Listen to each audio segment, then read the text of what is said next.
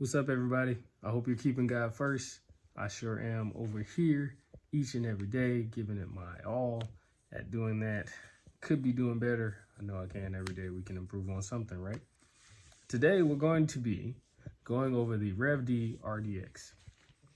It's right here. It's pretty simple. Pretty simple chassis.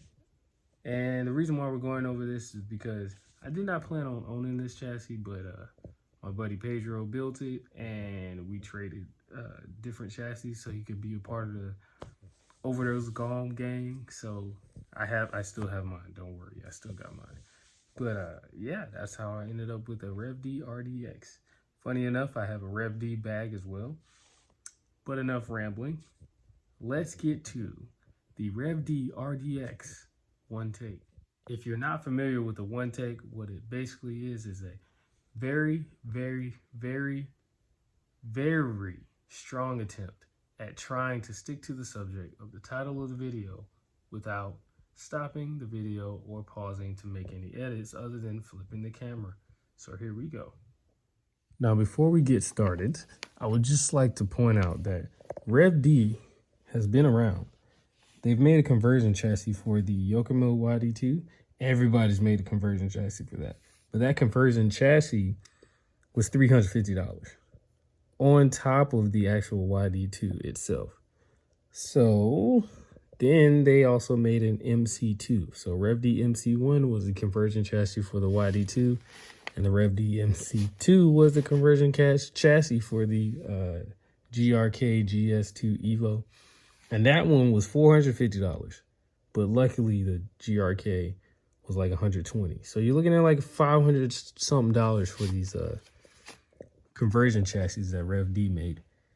And then they came out with this. He came out with this last year, in November. But it sold like hotcakes. Excuse my cough.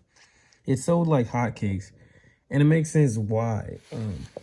Out of the box, there's no adjustability.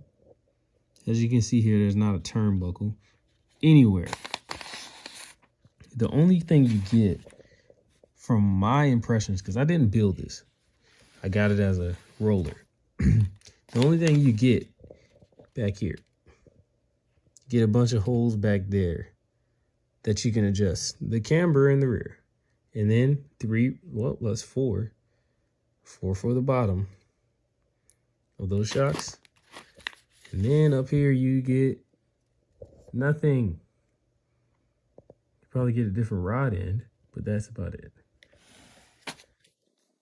So without adjustability, without a lot of adjustability, especially in the steering geometry and the whole rear end, what can you do that makes you stand out from other drifters when you have an RDX? Well, you can change the motor from up here. You can put it down there. That's the rear ESC mount.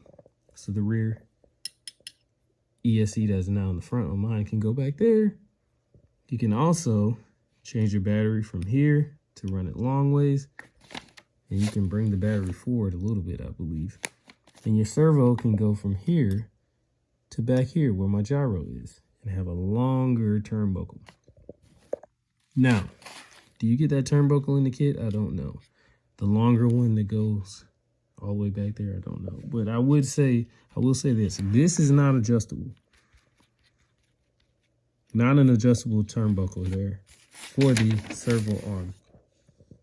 And I ended up going with my Overdose, the actual servo arm. And then that in turn allowed me to get like my steering EPA like up to 100 and something, instead of where some people like it. I don't know what the stock one is, but maybe it's like a 70 or 80 on the EPA. I just wanted to go back to 100. It's kind of cool. I'll talk about that in another video about EPA and how it affects the gyro's throw and all that stuff. But there it is in its truest form. You get plastic shocks, plastic dampers with the Reve springs, and they're really nice. Look at this thing bounce. Look at it. It's like a little trampoline. And you can't beat the fact that it's plastic like this, because you could just throw this thing around anywhere Like if this was a carbon chassis, you'd be like, oh, it's so precious. But like, you just plop the thing down. Oh man, something about it being all plastic is another weird but plus side, I guess. In here, in the front, look, we're gonna get sort of specific now. We're gonna start at the front and work our way back. The bumper system that I don't have installed because I think it looks weird, it floats on this. So the bumper's not on the chassis. The bumper is floating on the front, like steering / front end geometry system. It floats right here. And this is what it looks like. You got all this right here. And then you get your bumper posts and the stuff come up from it. But it doesn't mount to, okay, that's random. It doesn't mount to these two holes. It mounts to that right there, which is what I just showed you. Then we get into the steering. The steering is basically a plastic version of their bell crank. So this is the whole steering system, and it's a wonder. It's a wonder. Look at this. Come on. Ackerman is all perfect, parallel, and look at that. We got like almost no caster on this thing. Can't really tell because the caliper and the brake rotor on a plastic $300 chassis. MST has theirs at like, I don't know, somewhere above 300, but it's crazy. Either way, you get rotors and calipers and all that stuff. Oh yeah, there it is. You kind of see the caster there. Not much, but you know how people know how long it takes to set up a good Ackerman. Like, it doesn't happen just instantly, and that's what this gives you. Instant good Ackerman. Everybody knows the more toe out you run, you're just like dampening your lack of skill, I guess. So this doesn't run a lot of toe out, and it looks exaggerated because of these scale dynamics wheels, but the front end is amazing. As you saw in one of my shorts, I had this in IFS mode, and I took it out of it because it just didn't look right. Kind of like the fit and finish of the RDX as its true form. So I took it off and basically ran it back to stock. Now the shocks do leak. Can't deny that. It is plastic, so you live with that. So a lot of people change out the dampers on it. I'm not doing that. I like the way it is. You'll also see a lot of conversion chassis out because this is so basic. It's like asking for something different. Put my servo on there. First time getting one of these. Got it for 80 bucks. That's kind of crazy because they're like, well, almost double that. Gyro, because this is a black RDX. I went ahead and just like scuffed the gold and then covered it with permanent marker. So that's why you see it all black. And then I try to do some wire management, but I can't hide anything. I can hide the stuff here, but can't hide the stuff there. But pretty much, you know how I go. Yokomo servo, Yokomo gyro, and I tune that to my liking. Drives really well. Drives really well. As we go further back, most of the time you see people put the receiver and the gyro and this stuff up here. They have this up here, the motor up here, and then the ESC in the back. I didn't want that because I've kind of driven like that before, and I just want to try something different. So here's to something different. I have my ESC, which is now an XD10 Pro instead of the usual Sanwa Super Vortex Gen 2 Pro. So I have the over-the-air programmer back there to tune on the fly from my phone, because me and tuning on the fly is like, you know, bread and butter. I just can't do without it. And then we have the rear with the adjustable, you know, roll center pretty much. I guess you could put your dampers in the front. I don't know why you would do that, but with these arms. That is another adjustable part of it.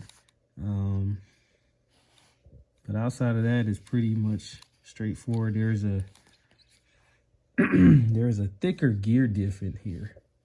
Thicker, very thick. So this, I think it acts as a spool based off of, you know, my testing of how diffs loosen and lock and all that stuff. I think it pretty much is a spool, even though you get that differential action that's being seen right now because of how resistive it is.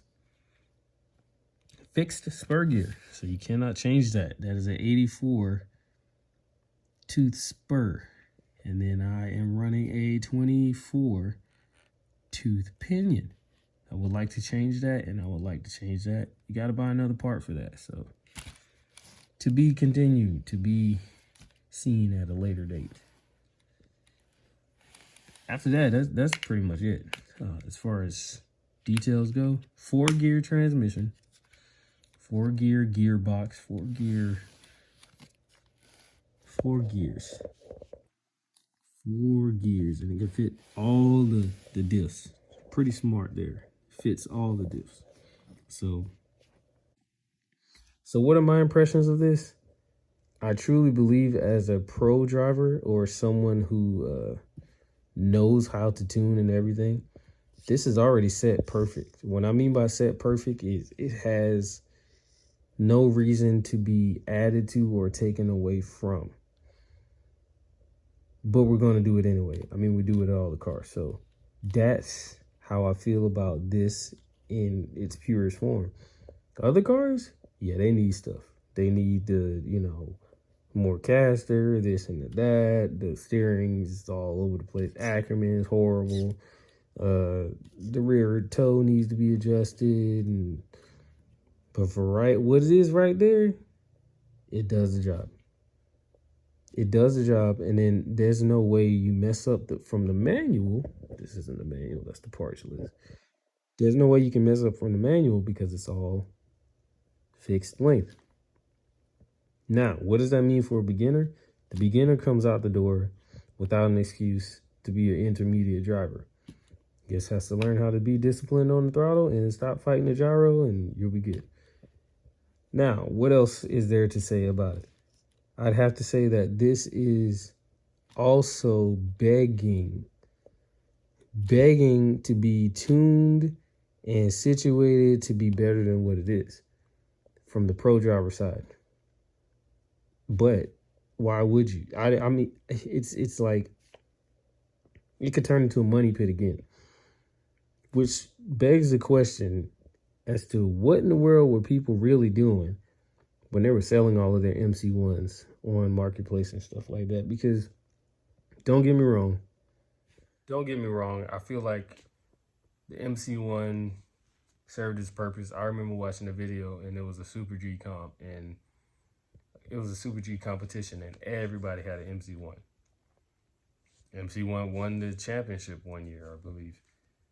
And that's Reve. But it was like everybody had an MC1. And then as soon as the RDX came out, it was like everybody was selling the MC1. It was like the MC1 became less valuable than a plastic chassis vehicle.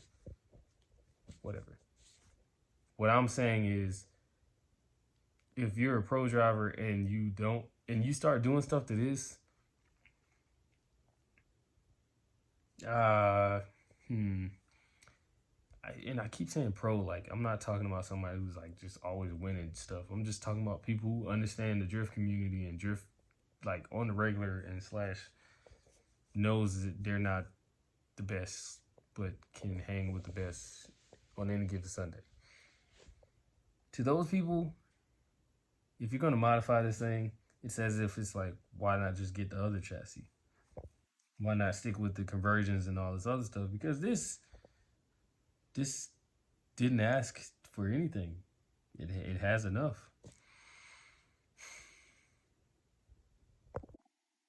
I mean, it really does not need anything at all.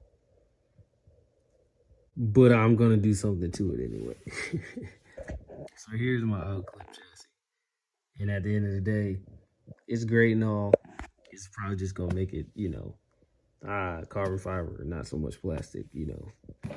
And then I'll probably get dusted, or my door is going to get blown off by somebody who has a stock one in just a different configuration. But yeah, this is a true drift car. It does what it's supposed to do. It doesn't need anything. But just like a bunch of other people, we're going to do something to it anyway.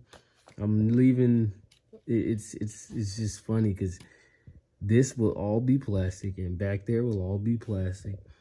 I'm pretty sure if anybody came out with the aluminum and all the other stuff, parts for it, it'll become heavier. It'll end up like the overdose gone, where it drifts good, but it's too heavy or whatever with all the aluminum parts. But you could end up making this thing like, I don't know, $2,000 chassis or something. I don't know, something crazy off the wall.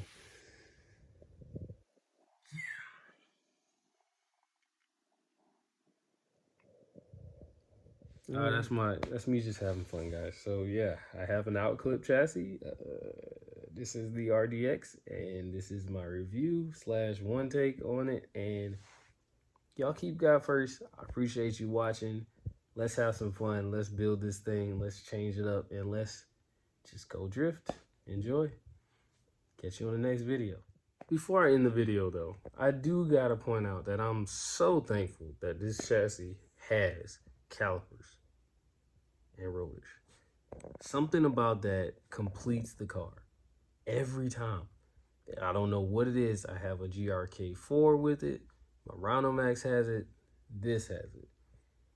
It's the one thing on my GOM that I'm just like, But I really want calipers and rotors. It's just the one thing that just completes the car, because it's like, yeah, you know, I mean, you can go full scale with things, but, you know, at least in the wheel department, we're complete. We got all we need. Yeah, that was it. All right.